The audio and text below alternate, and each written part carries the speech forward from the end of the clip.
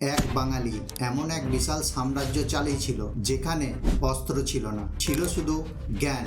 আর সেই সাম্রাজ্যে ঢোকার পরীক্ষা আজকের আইআইটির চেয়েও কয়েক গুণ বেশি কঠিন ছিল।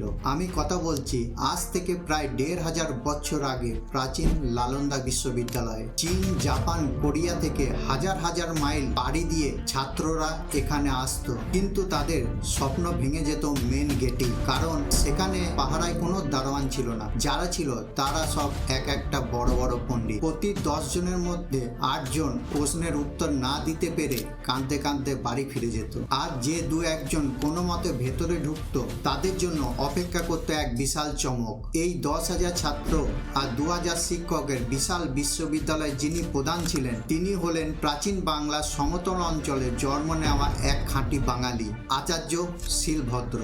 কিন্তু বাঙালির এই গৌরবের ইতিহাস একদিন ছাই হয়ে যায়। একদল অশিক্ষিত বহিরাগত আক্রমণকারী এই বিশ্ববিদ্যালয়ে আগুন লাগিয়ে দেয়। তারা এতটাই মূর্খ ছিল যে এই ৯৪ লাখ বই পোড়াতে তাদের ৩ মাস সময় লেগেছিল।